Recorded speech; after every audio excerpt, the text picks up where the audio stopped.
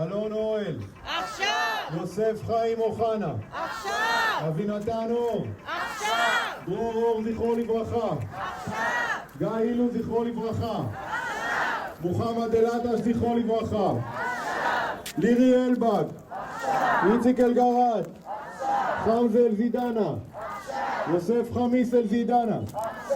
עידן אלכסנדר. רונן אנגל זכרו לברכה. מתן אנגרסט. אביב אצילי זכרו לברכה. קרינה ארייב. אלקנה בוחבוט.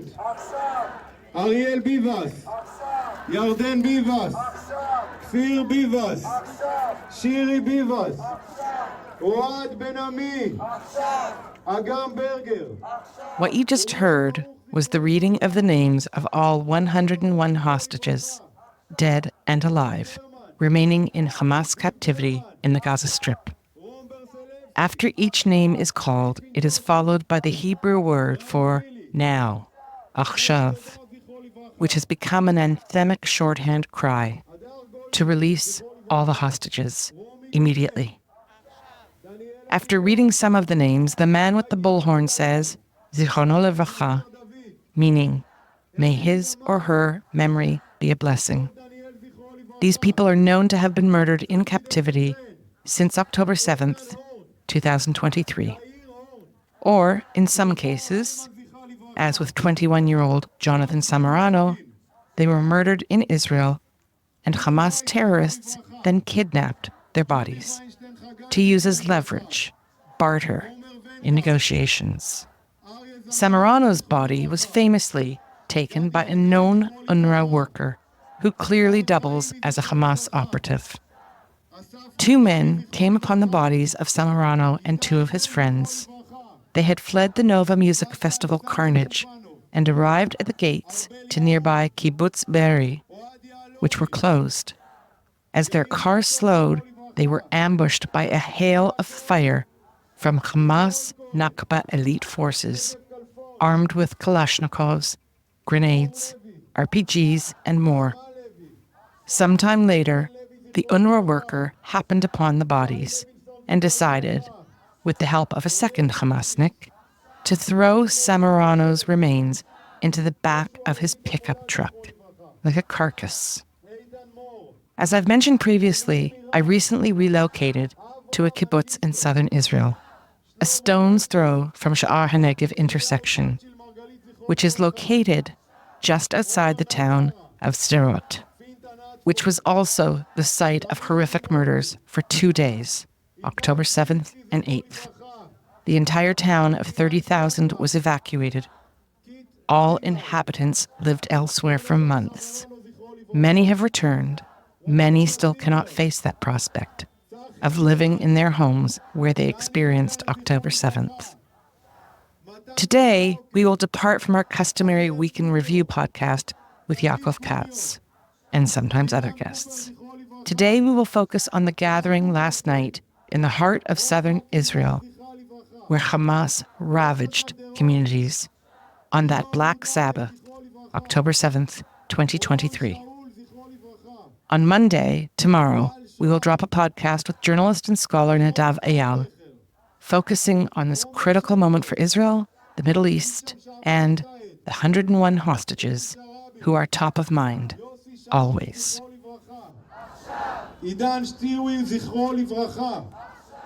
I'm Vivian Berkovich, former Canadian ambassador to Israel, and now moving forward, or trying to, in the heart of southern Israel. Stay with us. Sha'ar Hanegev is a major intersection in the western Negev desert area in southern Israel, the junction of routes 232 and 34. 232 winds its way north from the Kerem Shalom crossing, where many goods pass through to the Gaza Strip from Israel. The road continues, passing the border kibbutzim and small communities in what is known as the Gaza envelope area, which was attacked by Hamas on October 7th. Route 34 runs from Netivot in the south to kibbutz Yad Mordechai in the northernmost part of the Negev desert. Yad Mordechai was a kibbutz established after World War II and named in honor of the legendary leader of the Warsaw Ghetto Uprising, who died in that battle. His name was Mordechai Anilowitz.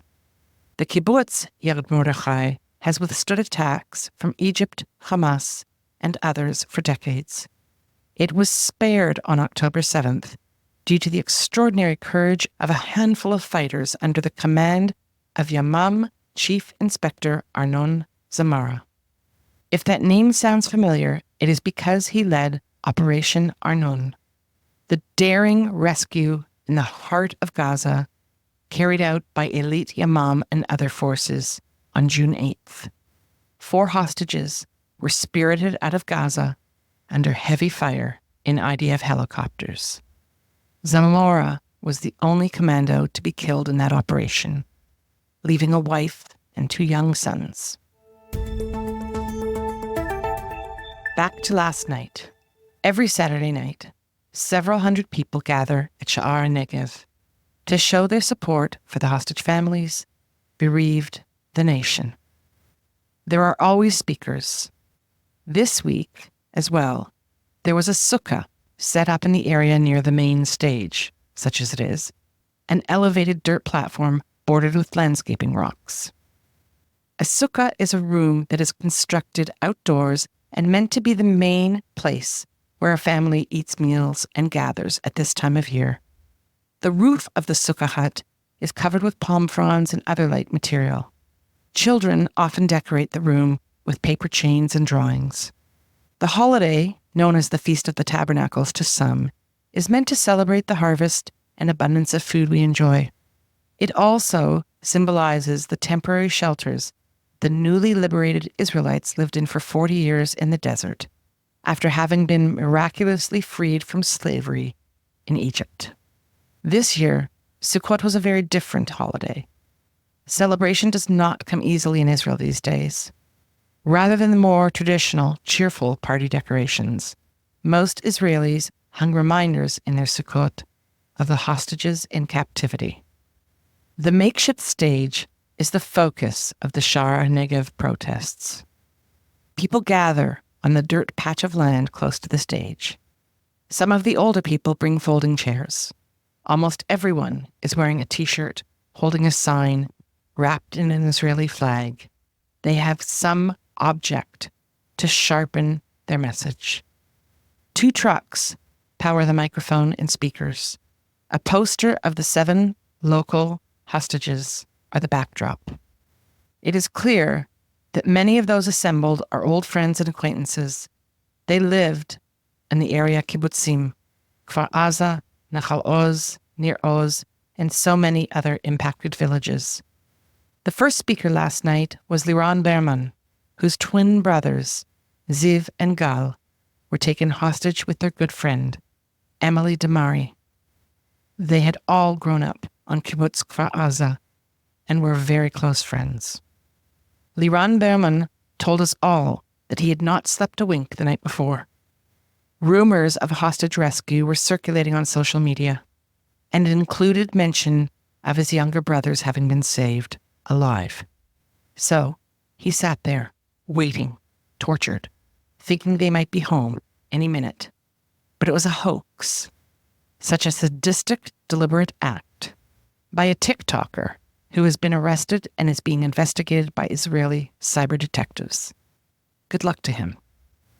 The family of Liri Albag, the now 20-year-old female soldier, who was filmed with her colleagues on October 7th, bound, bloodied, terrified, sitting on the ground of the Nachal Oz IDF base where they were stationed. Liri's mother told Israeli media that her family, too, waited up all night, hoping that the rumors were real. They were not. After Liran Berman, Emily's mother, Mandy Damari, took the stage. She apologized to the crowd for speaking in English. When I spoke with her briefly after her remarks, she told me that she is just not up to doing these events in Hebrew. She speaks the language well, but I suspect that, as I find, her native English is her emotional language, and her emotions are raw and exposed. What these families have suffered and continue to endure is simply unimaginable. Following a half hour or so of remarks from several speakers, the crowd was then instructed to line the streets and light up their phones. The ritual at Sha'ar Hanegev is to stand in silence for the time that the 101 remaining hostages have been in captivity. Last night, it was 369 seconds, to symbolize 369 days. It is a powerful silence. Hundreds of people standing, wearing t-shirts and sweatshirts emblazoned with photographs of a hostage or a slogan demanding their release. I wore a yellow sweatshirt, the universal color evoking captivity. At this point, the names, which we opened with, are recited. The recitation of each name is followed by a collective shout of Achshav, now.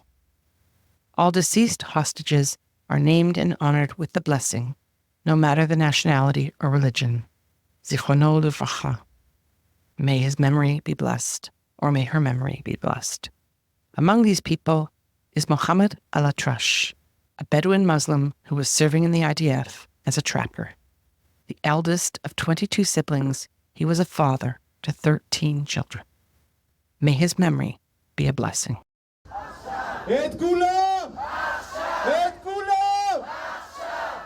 The crowd then broke up, and people returned to their cars, parked along the side of 232 and 34. Unlike in Tel Aviv, no one blocked the roads.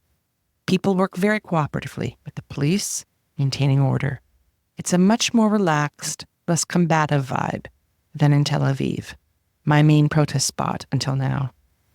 We got into our car and began to drive, and went nowhere. Traffic did not move. Several light changes passed. People became impatient. This is Israel. They began to honk their horns. They honked more. Nothing moved. I got out of the car and walked ahead. 2 young women were standing and blocking our lane. The same was happening in every lane, in every direction. I asked the cop, why? He was very relaxed. Only another couple of minutes. Do they do this every week? I asked. Yes, he responded. I have to admit, I was kind of shocked because the evening had been so chill and respectful until that point. So I walked over to the young women and asked them why they were blocking the road. We're here to support you, I said. We're here to support all the hostages. They looked ahead blankly. Why are you blocking these cars? I persisted. This isn't helpful to the cause, and you're targeting the wrong people here. One turned her head towards me and said defiantly, it helps us. Okay, I guess, but the logic escapes me. Anyone who turned up at Sha'ar Hanegev last night has surely been a steadfast supporter of hostage families and calls for a deal for their release for more than a year now.